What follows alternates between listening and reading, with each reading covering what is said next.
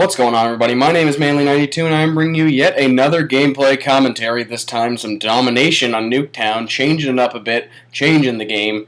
But this game basically, it's not the greatest KD I've ever done, or I've ever, well, if I've, anyway. But it is a high-scoring game. It's very exciting, very action-packed. It's Nuketown, of course, it's going to be. But and jumping on some points and capping them. We got the G11 low power scope. Yeah, so that's not what I'm here to talk about today, though. What I'm here to talk about is the disturbing trend in FPS games. Now, I'm pretty sure I'm not the only one to acknowledge this, so I'm not spouting some groundbreaking things here, but I have 3 points that are happening in FPS games, not just Call of Duty, in first-person shooters in general. But first one is that the games are rushed out and patched later on. Basically, I have people say that, it was a good thing that Treyarch had such good post-release support. Well, I hate to nitpick, but if your game is at all half decent, then it shouldn't need post-release support. Although I know that the games aren't going to be perfect every single time you have to make them, so we're going to need to patch them, but I keep confusing the thing, so that's why I'm emphasizing it, but patches afterwards shouldn't be sought after. They should be tried to keep kept to a minimum, and I think that's why they aren't patching them as much as you like. You'd be like, oh, well, I don't like this gun, patch it every 2 seconds. Well, they're going to release a bundle patch, first of all. And they're going to try to keep the patches to a minimum because, probably from a financial standpoint, the more you have to patch the game, the more it's going to look bad on your company from the higher up. So that's probably why. But if you look at it from this standpoint, if they recalled your car every month to patch it, let's say that, then you'd want your money back because you can't really. Yeah, they do recall cars, but not as often as the games are patched. And you are releasing a product, you are demanding your product to be, people have to have downtime from this product to fix it, so it is impacting you whether you think it is or not, but yeah, so they either need to make sure the game is ready for the release, or take more time to make the game. So, I know they have strict deadlines, but they should take a bit more time to make sure the game is actually half decent before it comes out. So, and I'm going on a tear here if you haven't noticed, but picking up guns, because I think I have Flak Jacket on, because Flak Jacket is a necessity, and there I believe I was either 1 or 2 kills short from dogs, and I do have dogs on this time, so I was pretty rattled, but so yeah, but just a little gameplay talk here. So,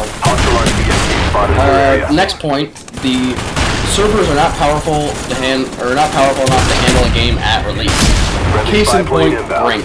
I never played Brink, but I saw videos, I heard people talk about it, and apparently the servers were god-awful, and you couldn't play the game because it was laggy as hell. And I've also been hearing about other things that rely on online services, not even just games, like different, I can't remember what it was called, but they had an app came out that was basically like a social media app thing on iPhone, and well, it was on all platforms, and it couldn't handle the amount of people who were on it. And I think that if you're releasing a game remotely close to a first-person shooter, or you're going to be competing at all with Call of Duty, you need to be ready for at least a large majority of the people who are playing the game. So you can't be like, oh, I think it's going to be this much. You got to be like, how many people play Call of Duty on a daily basis? Yeah, we need to be ready for that, regardless of how much it costs. Because people are just going to go, oh, I can't handle this game. They're not going to wait for a patch, because they'll wait for a patch for Call of Duty, but that's different. They're not going to wait for a patch for your no-name game that they've never played before. They're just going to go, oh, it's laggy, crap, and dump it and never play it again. So, then, yeah, that's the point, right? But, point 3, also, before I get into point 3, you're going to notice I'm kind of throwing out this G-Berry over here. But, basically the most aggressive place to be on this map if you're we have B. There's no need for me to be capping points, and that'd have been a manly triple spray if he didn't freaking tomahawk me. I got pretty rattled when that happened. But yeah. So one thing that securing Alpha. My next point for this disturbing trends in first-person shooters are rewarding bad players or helping bad players get better. Basically, I'm not against bad players getting better, although I do kind of make my channel off of it, as do all other Call of Duty commentators make their channels off honing to noobs. But think of it this way. Oh, I'm talking about death streaks specifically, but think of it this way. If a boxer loses too many times, does he get to bring a bat into the ring? No, he does not. So, death streaks, I can see where they're coming from. They have kill streaks that are rewarding people for getting good, so they're only natural to have death streaks. I got tomahawked again! To the face! But yeah. So, death streaks, yeah, but the thing that comes along with death streaks are bad or good players are going to abuse them, because everyone can get them. There's not much skill involved with getting shot. So people can abuse them, like Painkiller. Painkiller was abused by even skilled players. So there's a lot of problems that come along with death streaks. Or I'm trying to think of another example, but because I wrote down all these points a little while ago. But not coming to mind. So I don't think that you should be rewarding players for doing something wrong, regardless of what your intent is, trying to help them or anything. But it's never going to come out on the top side for everyone. I mean, so yeah, people praise Treyarch for their post-launch support, but how about they try to work harder on pre-launch measures to be taken to prevent the patches. No game's gonna be perfect, but if they have to wait for the next patch to come out, the 74U patch or the FAMAS patch, then something's wrong with your game. People have to wait to play it. But also, people can't play their game because the connection makes it so bad they can't win a gunfight, and you have a problem. I remember I was playing Resistance 3, and I will talk about Resistance 3 in depth a little while ago, but I don't know, I'm not blaming their servers, but my connection's terrible, and I know that. I just can't win a gunfight because of the connection. And I'll probably upload some clips of that happening where I clearly have a huge jump on the guy and he just turns on me and gets me because I'm not getting any hit markers on him, even though I'm clearly on him. But yeah, that's the only problem I have with that game. You will be seeing an in-depth thing. I'm trying to get a gameplay, but I doubt that'll happen. It's very difficult for me. But I'm not saying that I'm bad, but it is heavily connection-based. But and on paper, rewarding people for losing makes sense, but in practice, it doesn't. So, I'm on another tear here. That was all for my rant today. This game is really close. I think we do win it. But so, I did play a little bit of Domination, just because I got tired of Team Deathmatch, right? I just wanted another challenge, and I know Domination is actually a lot easier than Team Deathmatch for people who don't play different game types. Spawns are a lot easier to predict. You can force the spawns, but so that's why I sit by this Jeep here. Pretty much you can see all across the whole map, and we push too far into A here, so the spawns flip. Like, see, and I can anticipate that. And I get tomahawked in the back. Apparently they didn't flip fast enough.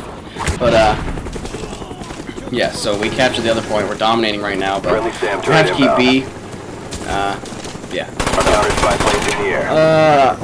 I also I'm thinking I'm going to do another commentary on this topic, because I do have a lot of gameplay saved up for Black Ops, and also, that's what I want to talk about.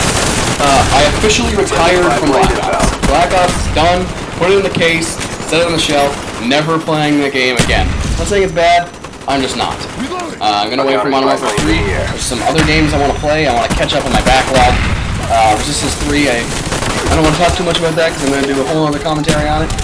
But, yes, I did playing that. I do have games that I'm that are, like, almost done, so I want to finish those, but hopefully I'm done all my games by the time Modern Warfare 3 comes out. But even if it doesn't, I'm playing Minecraft, waiting for the 1.8 update.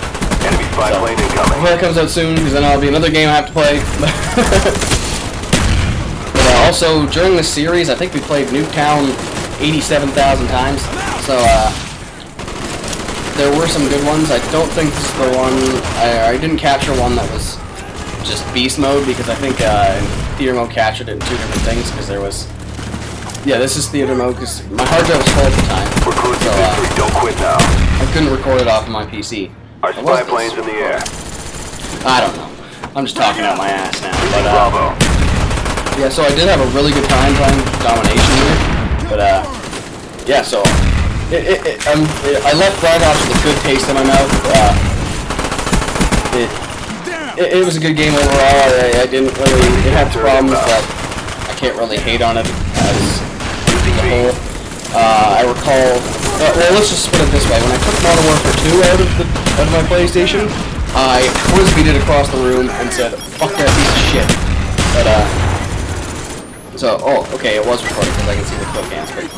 That didn't happen like that on my screen. 55 and 20. Mission accomplished. 3 of us put a Nice clinic job. on them. 7 defends, 3 captures. So it was a good game overall. So. That's basically it. Thanks for watching, and I'll see you next time. Probably some Resistance 3 gameplay.